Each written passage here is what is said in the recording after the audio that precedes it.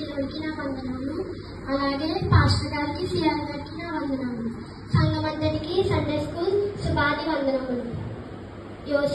యోహాను సువార్త 59వ అధ్యాయము 17వ వచనము, నీతిని కవచముగా ఆయన ధరించుకొను. నా పేరు షాని.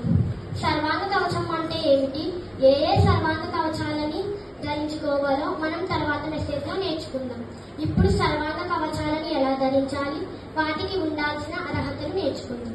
ఒకసారి బ్రిటన్ దేశంలో చాలా మంది చిత్రకారులను పిలిచి ఒక పోటీ నిర్వహించారు. అంశం ఏమిటంటే హృదయం అనే ద్వారం దగ్గర నిలవబడి తలుపు తట్టడం అనే అంశం మీద పోటీ నిర్వహించారు. పోటీ అయిన తరువాత జడ్జెస్ హాల్మాన్ హక్ అనే ఆయన వేసిన బొమ్మకు మొదటి బహుమతి ఇచ్చారు. మనం యేసయ్య చిత్రాన్ని చూసినట్లయితే యేసయ్య ఒక కర్ర పట్టుకుని, ఒక దీపం పట్టుకుని తలుపు ముందర నిల్చోవడం మనం చాలా చిత్రాలలో చూసి ఉంటాం. పోటీ అయిన తరువాత హాల్మాన్ హక్కి మొదటి బహుమతి ఇచ్చారు.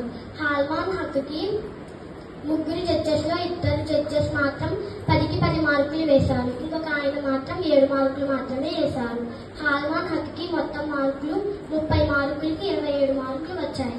జడ్జెస్ లో 7 మార్కులు వేసిన ఆయన మిగతా 2 పిలిచి, మీరు ఇద్దరు 10కి 10 మార్కులు ఎలా వేశారు, చిత్రాన్ని జాగ్రత్తగా చూసినట్లయితే చిత్రానికి తలుపుకి బయట గొల్లెం లేదు, ఏదైనా తలుపుకి బయట గొల్లెం ఉంటుంది కదా, హాల్మాన్ హక్ తలుపుకి గొల్లెం వేయలేదు, మీరు ఫుల్ మార్క్స్ ఎలా ఇచ్చారు అని అడుగుతారు.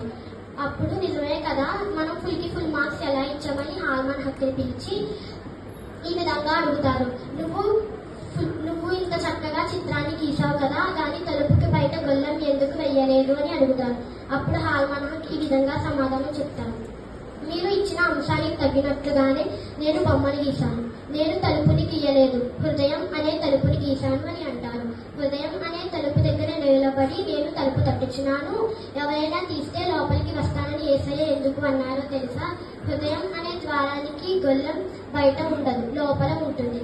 అందుకే ఆయన తలుపు తట్టుతున్నారు. ఆయనే తలుపు తీసినట్లయితే తలుపు తట్టనక్కర్లేదు కదా. హృదయం అనే తలుపు యేసయ్య ఎప్పుడూ తడుతూనే ఉంటారు. మనం తీసి తలుపుని యేసయ్యని లోపలికి ఆహ్వానించుకోవాలి. హృదయం అంటే గుండె అంటారు కదా, మనకి చేయి నొప్పి ఉన్నా, కాళ్ళు విరిగినా, గుండె కొట్టుకున్నంతసేపు మనకి ఏమీ అవ్వదు, కొన్ని రోజులకి అవన్నీ తగ్గిపోతాయి. అలానే యేసయ్య మన హృదయంలో ఉంటే కదా మనకి ఉండాల్సిన కష్టాలు ఉన్నా, బాధలు ఉన్నా కొన్నాళ్ళకి అవన్నీ తీరుస్తాడు. మిగతా అవయవాలు ఎంత మంచిగా పనిచేసినా మనం గుండె కొట్టుకోవడం ఆగిపోతే బ్రతికినా చచ్చినట్లే లెక్క. కాబట్టి దేవుడిచ్చిన సర్వాంగ కవచం ధరించుకోవాలి అంటే మనకి ఉండాల్సిన అర్హతలు యేసయ్యని మన హృదయంలోనికి ఆహ్వానించుకోవాలి. చదవబడిన వాక్యాన్ని